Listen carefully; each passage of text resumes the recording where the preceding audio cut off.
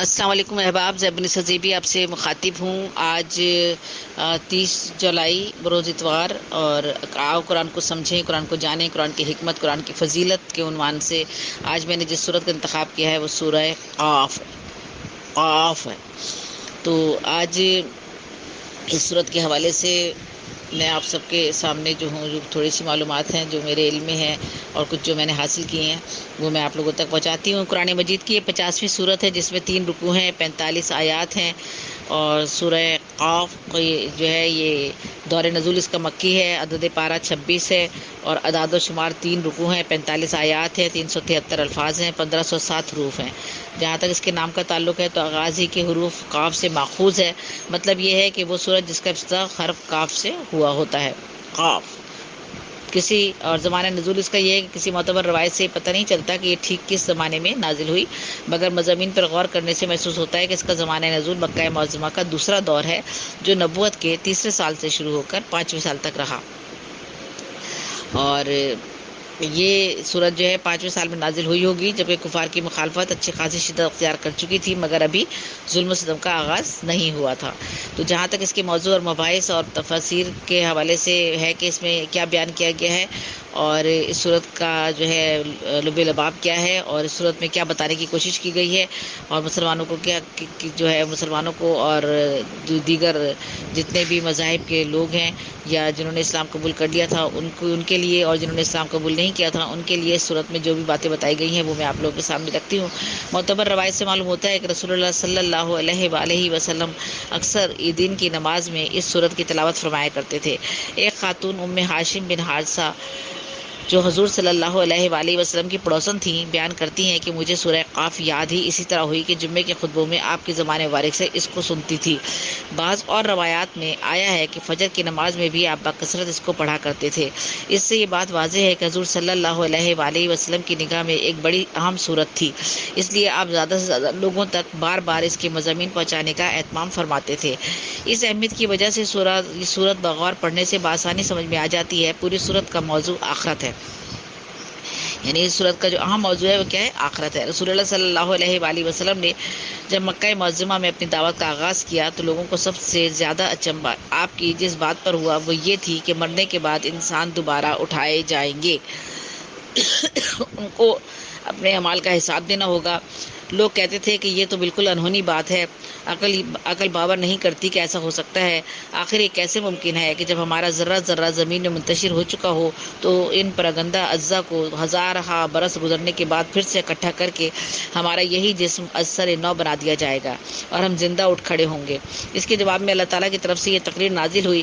اس میں بڑے مختصر طریقے سے چھوٹے چھوٹے فکروں میں ایک طرف آخرت کے امکان اور اس کے وقوع کے دلائل دیے گئے ہیں، اور دوسری طرف لوگوں کو خبردار کیا گیا ہے کہ تم خواہ تعجب کرو، بعید از عقل سمجھو یا جھٹلاؤ، بہرحال اس سے حقیقت نہیں بدل سکتی۔ حقیقت اور قطعی اٹل حقیقت یہ ہے کہ تمہارے جسم کا ایک ایک ذرہ جو زمین میں منتشر ہوتا ہے، اس کے متعلق اللہ کو معلوم ہے کہ وہ کہاں گیا ہے اور کس حال میں ہے، کس جگہ موجود ہے۔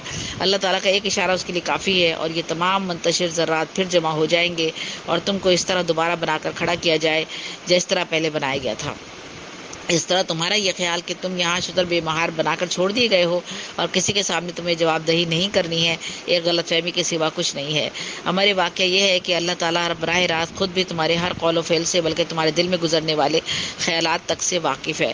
اس کے بعد فرشتے بھی تم میں سے ہر شخص کے ساتھ لگے ہوئے ہیں، تمام حرکات و سکنات کا ریکارڈ محفوظ کر رہے ہیں۔ جب وقت آئے گا تو ایک پکار پر تم بالکل اسی طرح سے نکل کھڑے ہو گئے جس طرح بارش کا ایک چھینٹا پڑتے ہی زمین سے نباتات کی کوپلیں پھوٹ نکلتی ہیں۔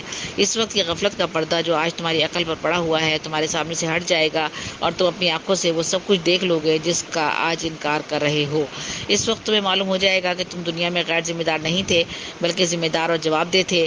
جزا اور سزا، عذاب و ثواب اور جنت و دوزخ جنہیں آج فسانہ اور عجائب سمجھ رہے ہو، اس وقت یہ ساری چیزیں تمہاری مشہور حقیقتیں ہوں گی۔ حقیقت سے انات کی پاداش میں اس جہنم کے اندر پھینکے جاؤ گے جسے آج عقل سے بعید سمجھتے ہو، اور خدائے رحمان سے ڈر کر راہ راست کی پلٹ آنے والی تمہاری آنکھوں کے سامنے اسی جنت میں جائیں گے۔ جو اللہ تعالیٰ سے ڈرے اور ڈر کر راہ راست پر آ گئے اور پلٹ گئے وہ لوگ تمہاری ہی آنکھوں کے سامنے اس جنت میں جائیں گے جس کا ذکر سن کر آج تمہیں تعجب ہو رہا ہے۔ تو یہ سورہ قاف جو ہے اس کے مضامین میں کفار کے مرنے کا دوبارہ زندہ ہونے کا انکار ہے، مختلف دلائل سے ان کی تردید، اور اللہ تعالیٰ شارک سے بھی زیادہ انسان کے قریب ہے، کرامن کاتبین کا تذکرہ ہے، سور پھونکنے کے بعد بارگاہ الہی میں ہر شخص ایک گواہ اور ایک لانے والے کے ساتھ آئے گا، ہر ایک شخص ایک گواہ اور ایک لانے والے کے ساتھ آئے گا، روز قیامت شیطان اور آدمی کا باہمی نزاع اور الہی فیصلہ اس کا ذکر ہے، جہنم کی وسعت کا بیان ہے، جنت میں داخل ہونے والوں کے لیے 2 صفات کا بیان کیا گیا ہے، نصیحت حاصل کرنے کے لیے 2 ضروری لوازمات، تسبیح الہی بیان کرنے کے خاص اوقات ہیں، اور قرآنی آیات سے لوگوں کو سمجھائیں۔ یہ ساری چیزیں جو ہے سورہ کاف میں بیان کی گئی ہیں، اور میں نے سورہ کاف کے حوالے سے آج آپ سے گفتگو کی ہے، اور امید کرتی ہوں کہ آپ کو سورہ کاف کے بارے مضامین کے بارے میں معلومات جو ہے میں نے وہاں پہنچائی ہیں، اس سے ضرور یقیناً کچھ نہ کچھ آپ کے نالج میں اس سے اضافہ ہوا ہوگا، اور آپ کو تھوڑا سا سمجھنے میں آسانی ہوگی۔ تو سورہ کاف جو ہے وہ میں نے بھی آپ کے سامنے مختصراً بیان کی ہے، اور اگر اس کے ترجمے پر ہم جائیں تو اس کا ترجمہ اس طرح سے ہوتا ہے کہ مختصراً میں آپ کو اس کے ترجمے کے حوالے سے بھی بات کرتی چلتی ہوں یہاں پر۔ کاف اس قرآن کی قسم، کاف اس قرآن کی قسم جو بڑا شان والا ہے۔ یہ ترجمہ آپ کو بتا رہی ہوں، مکی صورت ہے، کل آیات 45 ہے، 50ویں صورت ہے، جیسے کہ میں نے بتا دیا۔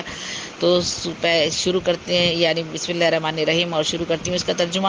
کاف اس صورت اس قرآن کی قسم جو بڑا شان والا ہے، بلکہ وہ تعجب کرتے ہیں کہ ان کے پاس انہی میں سے ایک ڈرانے والا آیا۔ پس کافروں نے کہا، یہ تو ایک عجیب بات ہے، کیا جب ہم مر جائیں گے اور مٹی ہو جائیں گے یہ دوبارہ زندگی بعد از قیاس ہے؟ ہمیں معلوم ہے جو زمین ان میں سے کم ہوتی ہے، ہمارے پاس ایک کتاب ہے جس میں سب کچھ محفوظ ہے، اور بلکہ انہوں نے حق کو جھٹلایا جبکہ وہ ان کے پاس آیا، پس وہ ایک الجھی ہوئی بات میں پڑے ہوئے ہیں۔ پس کیا انہوں نے غور سے اپنے اوپر آسمان کو نہیں دیکھا؟ ہم نے کس طرح اسے بنایا اور آراستہ کیا، اس میں کوئی بھی شگاف نہیں ہے۔ ہم نے زمین کو بچھا دیا اور اس میں مضبوط پہاڑ ڈال دیے، اور اس میں ہر قسم کی خوشنما چیزیں اگائیں، اور ہر رجوع کرنے والے بندے کے لیے بصیرت اور نصیحت ہے۔ اور ہم نے آسمان سے برکت والا پانی اتارا، پھر ہم نے اس کے ذریعے سے باغ اگائے، اناج جن کے کھیت کاٹے جاتے ہیں، اور لمبی لمبی کھجوریں جن کے خوشے تہ بتہ ہے، بندوں کے لیے روزی۔ اور ہم نے اس میں سے ایک مردہ بستی کو زندہ کیا، دوبارہ نکلنا اس طرح ہے۔ اس سے پہلے قوم نو اور کوہ والوں نے اور قوم سمود نے بھی جھٹلایا، اور قوم عاد اور فرعون اور قوم لوط نے، اور بن والوں اور قوم طبع نے، اور ہر ایک نے رسولوں کو جھٹلایا، تو ہمارا وعدہ عذاب ثابت ہوا۔ کیا ہم پہلی بار پیدا کرنے میں تھک گئے ہیں؟ نہیں، بلکہ وہ اثر نو پیدا کرنے کے متعلق شک میں ہیں۔ اور بے شک ہم نے انسان کو پیدا کیا، ہم جانتے ہیں کہ جو وسوسہ اس کے دل میں گزرتا ہے، ہم اس سے اس کے رگے گلو سے بھی زیادہ قریب ہیں، جبکہ ضبط کرنے والے دائیں اور بائیں بیٹھے ہوئے ضبط کرتے جاتے ہیں۔ وہ منہ سے کوئی بات نہیں نکالتا مگر اس کے پاس ایک ہوشیار محافظ ہوتا ہے، اور موت کی بے ہوشی تو ضرور آ کر رہے گی، یہی ہے وہ جس سے تو گریز کرتا ہے۔ اور سور میں پھونکا جائے گا، وعدہ عذاب کا دن یہی ہے، اور ہر ایک شخص آئے گا، اس کے ساتھ ایک ہانکنے والا اور ایک گواہی دینے والا ہوگا۔ بے شک تو اس دن سے غفلت میں رہا، پس ہم نے تجھ سے تیرا پردہ دور کر دیا، اور تیری نگاہ آج بڑی تیز ہے۔ اور اس کا ساتھی کہے گا کہ یہ ہے جو میرے پاس تیار ہے، تم دونوں ہر کافر سرکش کو دوزخ میں ڈال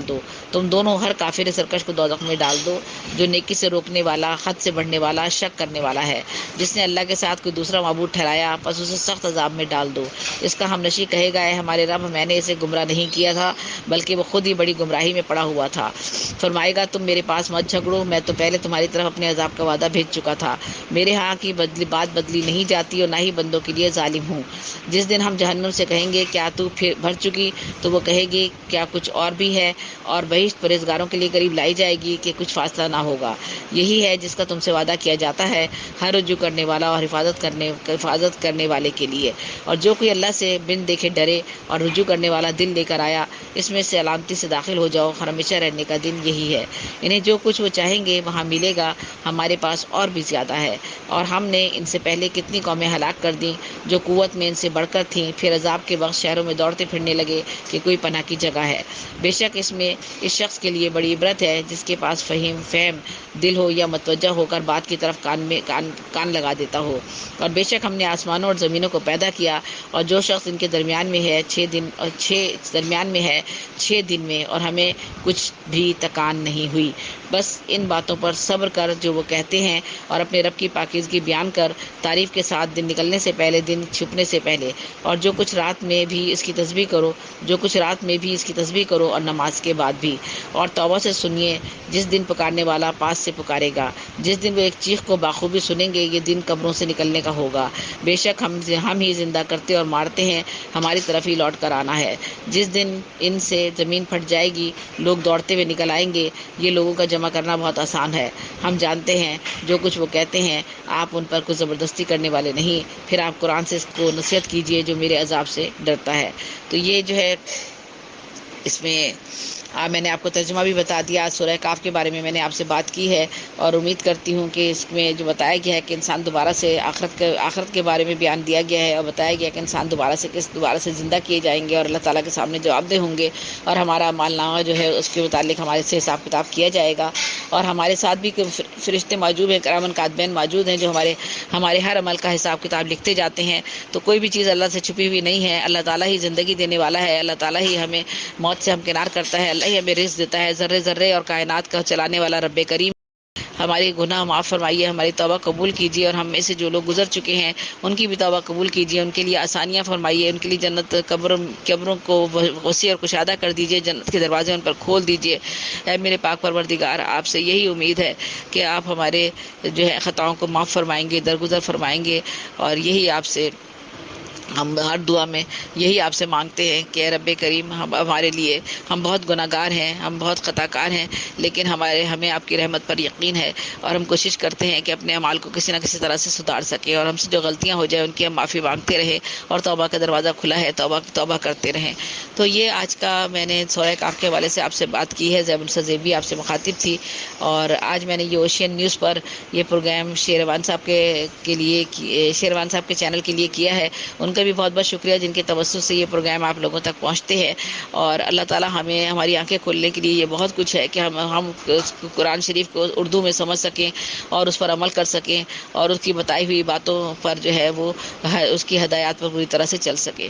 تو آخر میں مجھے اجازت دیجیے، اور اللہ تعالیٰ سے معافی کی طلبگار ہوں اگر کہیں کسی جگہ کچھ کمی یا کجی مجھ میں رہ گئی ہو، یا کسی جگہ مجھ سے کوئی خامی رہ گئی ہو، تلفظ میں کوئی غلطی رہ گئی ہو، تو اس کے لیے میں اللہ سے بھی معافی کی خواستگار ہوں، اور آپ لوگوں سے بھی۔ تو زیب سے بھی کو اجازت دیجیے۔ اللہ حافظ۔ اللہ کے بعد اللہ تعالیٰ ہم سب کو اپنے حفظ و امان میں رکھے، صحت اور سلامتی کے ساتھ رکھے، جو لوگ جن مشکلات میں گرفتار ہیں ان کی مشکلوں کو آسان فرمائے۔ آمین ثم آمین۔